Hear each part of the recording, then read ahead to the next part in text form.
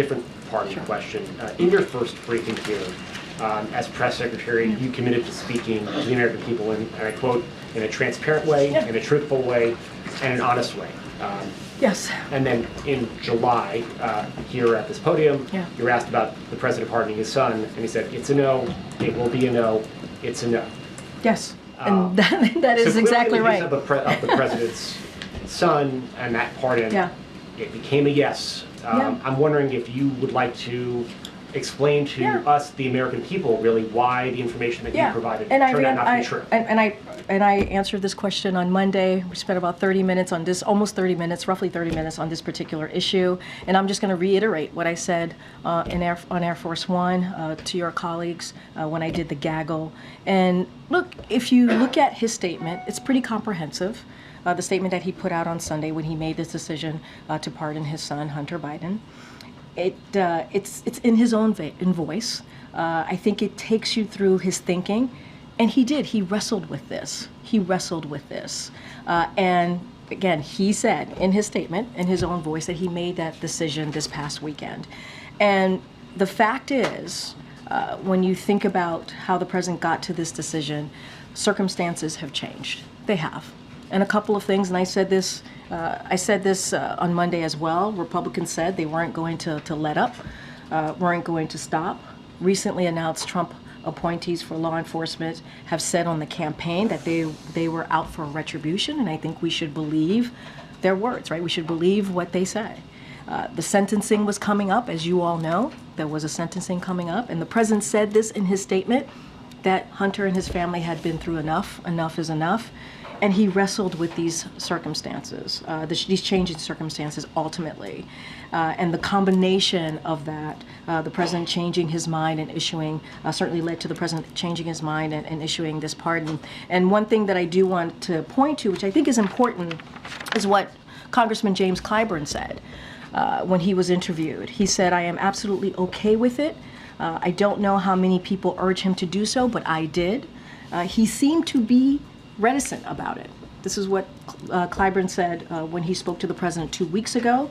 But I emphasized, continuing his quote, emphasized the fact that we as fathers have obligations to our children. So that was a conversation that the congressman himself had with the president two weeks ago, said that the president was reticent when he encouraged the president to do so. And this weekend, he thought about it and he weighed, it was not an easy decision to come to, and he put out a comprehensive statement, and I would certainly, offer that up to folks out there who are wondering. I would say, please read the president's response to this in full. I'm sure my colleagues have a few follow-ups, just very specifically. It's not only colleagues who watch this. There's also the American people. Exactly. So to be fair, and they were told by you in July that this would not happen, and it did. I'm saying, asking for yourself, not the president's statement, but for yourself. Do you feel like you are owed an apology by the president? Do you owe an apology to the American people? Zeke, I just laid out the president's thinking. The president laid it out himself in his own words. He did. He laid out how he wrestled with this decision. He said in his statement, as a president, as a father, he talked about how difficult it was to make this decision. He thought about it this weekend. He did. He thought about it this weekend. He wrestled with it. And there are some, factors, some real factors that he took into consideration. And that's why I keep saying folks should just take a look. Take a look. Read his statement. And I know what I said. I know what the president said. That is where we were at the time.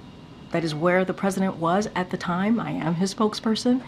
This weekend, he thought about it. He wrestled with it. And made this decision.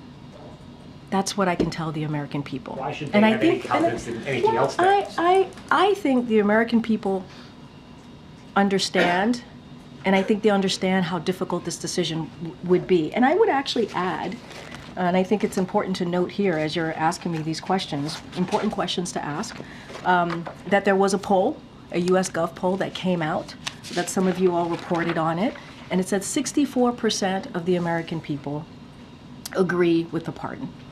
64% of the American people. So we get a sense of where the American people are on this.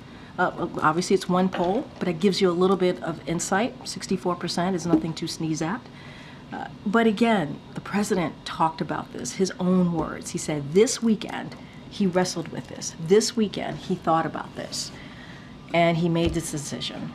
And let's not forget, we can't also forget what some of the legal experts and former prosecutors have all agreed on. Many across the country have virtually said no one would be criminally prosecuted with felony offenses with these facts, and they've all agreed. We've heard from many legal experts on this. You heard me quote the former Attorney General Eric Holder multiple times, I think about 8 times on Monday. No U.S. attorney would have charged this case given the underlying facts. Had his name been Joe Smith, the resolution would have been fundamentally and more fairly a declination, pardon warranted. And we've heard from many legal experts and also obviously a former U.S. attorney.